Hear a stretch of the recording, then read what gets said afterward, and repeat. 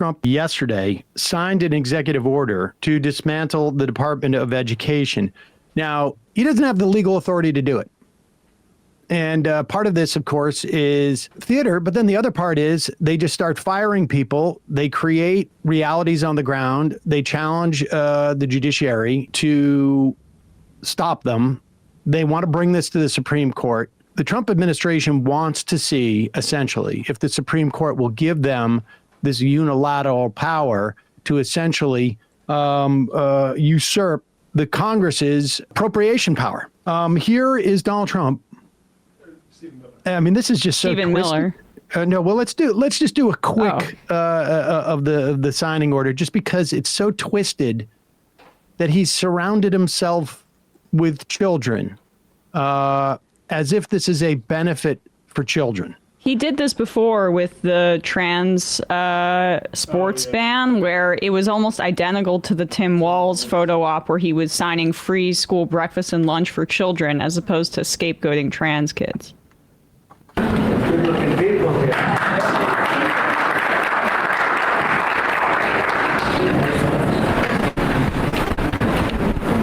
Should I do this? Are these all private school kids?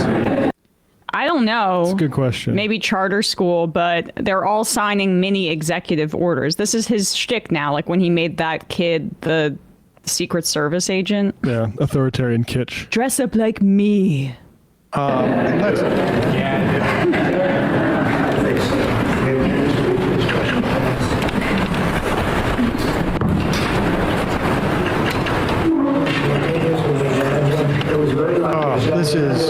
This is so twisted. Honestly, I can't even watch any more of that. So twisted. Understand what this means. In the Department of Education, let's just briefly go over what they do. They basically have three major buckets of functions. One is to supplement local school systems, and specifically ones that are poor, rural and inner city, poor school systems. They provide more funding. They also provide funding specifically for things like special ed, and whether those those disabilities are physical or in terms of learning. The second thing that they do is basically enforce the right that children have to a free and minimally good, I guess, is the best way to put it, education. And that's through their Department of Civil Rights. They go in and basically enforce Title I of the Education Act. And then the third thing they do is manage student loans. Apparently, the Department of Education has had a tough time figuring out where they're going to offload these things. They're just probably looking for some type of private enterprise. This Office of Civil Rights is going to be the hardest hit by cuts. And that's what the Department of Education does. It just makes sure. And this is a department that was established in 1979. The first one happened in the wake of the Civil War. Basically started off Reconstruction because there was an understanding that you cannot have a fair society without making sure that everyone is educated. And it was specifically to provide education or make sure that education being provided for recently freed slaves. And in many respects, the Department of Education's mission, as started again in 1979, was very similar to, at least in spirit, to that, which is we cannot have a fair and equal society if poor people, marginalized people,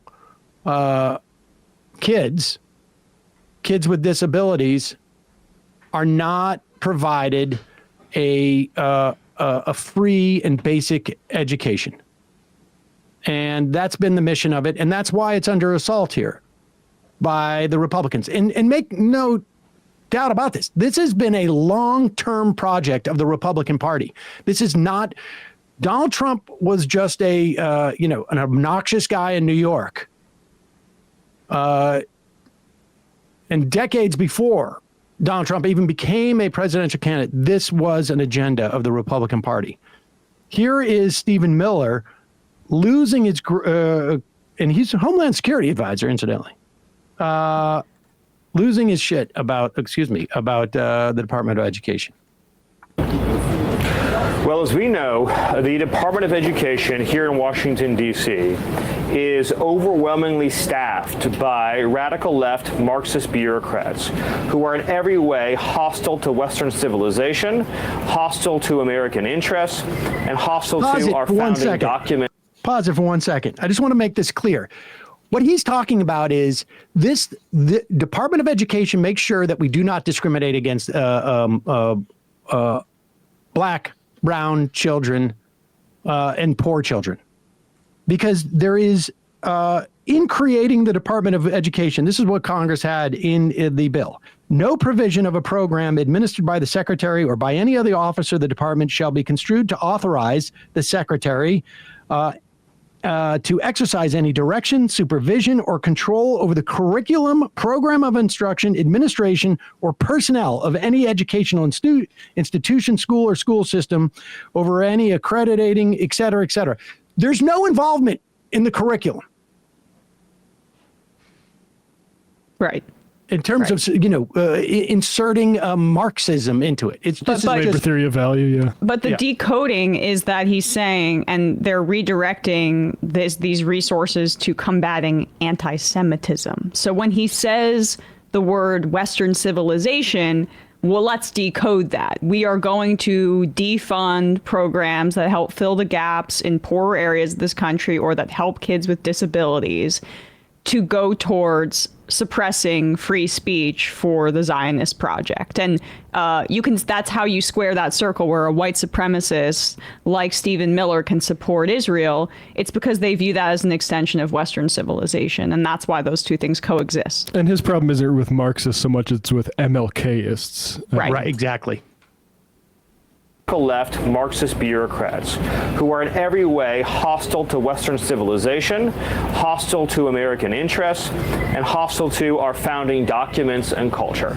And so they are using their position and influence inside the Department of Education to try to force agendas like radical gender ideology, like critical race theory, like diversity, equity, and inclusion, and all kinds of anti-America curricula and policies on the American people, on our students, on our children. So it's taking away from parents the ability to control and direct the education of their own kids, of their own families. So what we're going to do under President Trump's leadership and direction is to return that authority to the greatest extent possible to the local level where parents can control outcomes, while at the same time making sure that no federal funds are used to support racism, to support gender ideology, or support other ideas and principles that are offensive to the American taxpayer. All right, now let's talk about the how. I'm sorry. Is that it basically? Like when he says parental choice, we know that is an inaccurate description of the programs that they're supporting. Trump was flanked at this event by a bunch of Republican lawmakers who are pro-voucher. They want it to be that these schools have a choice in terms of which students they let in, which is contrary to our broad-based system of public education. But what they want to do is create vouchers, redirecting public funds to subsidize parents to send their kids to private school. So it's quite literally taking money out of the pot of money that's supposed to be going to public education, giving vouchers to kids that parents that may already be sending their kids to private schools, and making it cheaper to send your kid to a private school. And these are parents that presumably already have the funds to do that. And private schools in this vision mean religious schools as well. Totally. Yeah, all which right, should be unconstitutional, but... Stephen, it would take, by most reports, an act of Congress to abolish the Department of Education. But it's expected that today, through executive orders, you can do much to dismantle the power of the DOE. So how will this affect what you just described? How will this stop what we've seen in the past from the DOE? Yes, so we've already seen in anticipation of this action, Secretary Linda McMahon announced her plans to lay off half of the bureaucratic workforce here in Washington, D.C.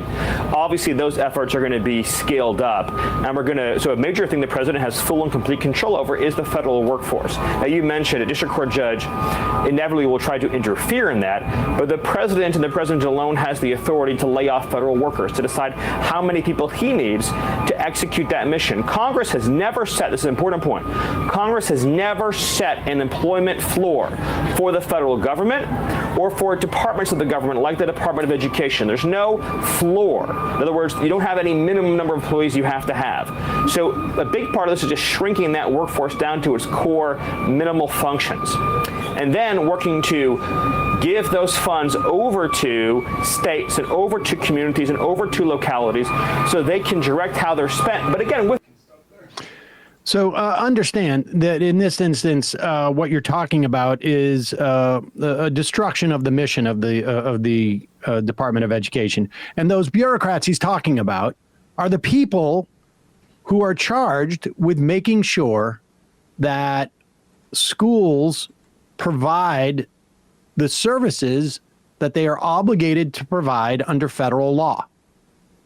That's basically it. And those services generally and largely involve providing for marginalized students, poor students, both rural and urban, basically people who are in jeopardy of being left behind. And I don't know, it remains to be seen if a court will be able to stop this, but you know who could have maybe stopped it?